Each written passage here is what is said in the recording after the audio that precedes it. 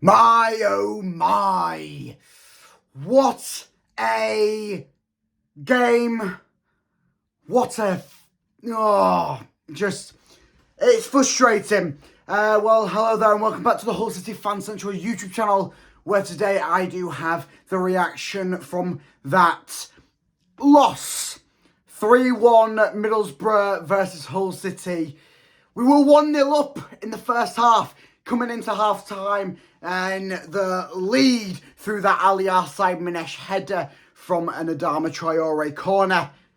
Second half came, and it went more downhill than the Alpine slopes at Mount Everest.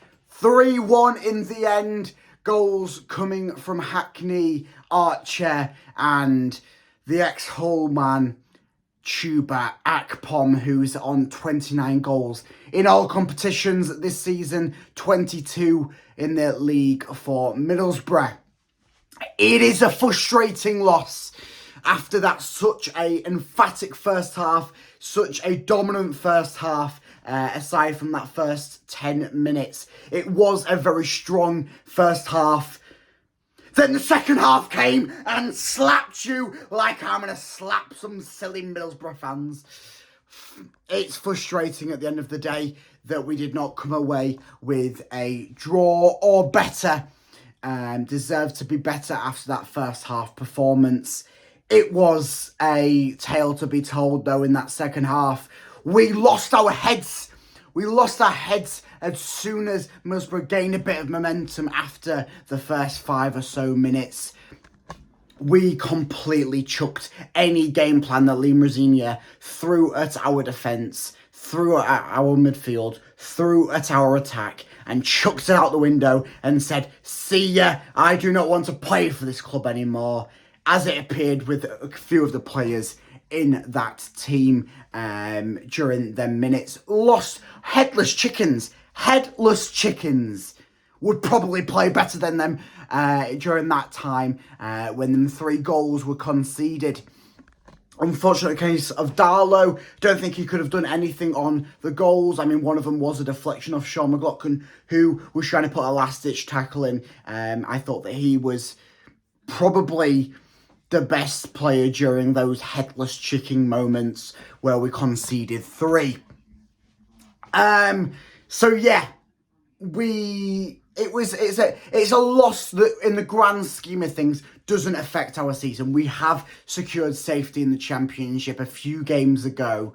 We will be here next season, and it's more of a case of the players need to prove themselves to Liam rather than Liam proving himself to the players. We know he can do it. We know he's one of the best managers in the Championship at the moment, pulling away results with no striker on the pitch, with a side that is not his from the choosing. It is Shotter's side at the end of the day. We have to remember this.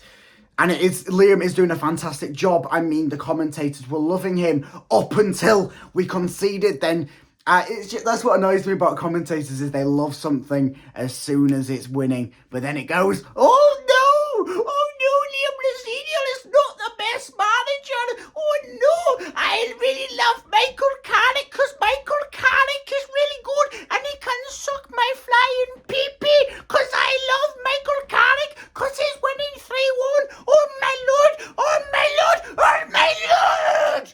Yeah. So I do not like the commentators for that aspect. But it was nice to hear them saying good words about Hull City for about 5 minutes. It was nice. So yeah, that's fun. But we'll look to push forward for Watford at home in our next game. So yeah, it is going to be a really, really... tough evening for the Hull City players. I mean, we saw HUL-IZR getting subbed off, and he came off looking absolutely distraught with himself. He has scored a goal in this match, a beautiful header, and he's getting subbed off looking in that way. It just says something, doesn't it? I don't think that this is a negative aspect on Hull City, but I don't think it's either a positive one. It can't be a positive one. We lost 3-1, for God's sakes. Oh, my. Yeah. it's going to be a tough test, obviously, without a striker. It's going to be a tough test, obviously, without having really anything to fight for. The players have just got to drive it into themselves. We've done good so far. I don't know where it slipped in that second half. I do not know where it slipped.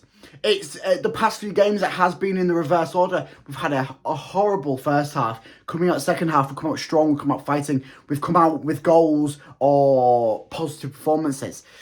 We haven't conceded a goal in a few matches. It was a clean sheet against Blackburn, 0-0. It was a clean sheet against Millwall at home, 1-0. And then it was that 4-4 game in Sunderland. So we've lost our first game in 5, 2 losses in the last 9. It is good. It's good from Liam. This is just a blip. I'm sure we'll overcome it coming into the end of the season strong. Obviously, we do have a few tough tests. Watford, Luton, and Swansea, I believe, are some of the tough tests we've got yet to play. So it is going to be a struggling end to the season if we play off our second half performance this evening.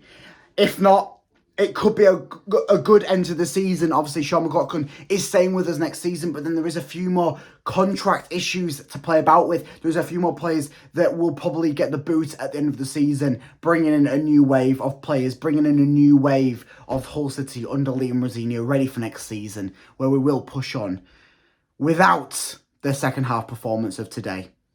First half performance only. Second half, it was diabolical.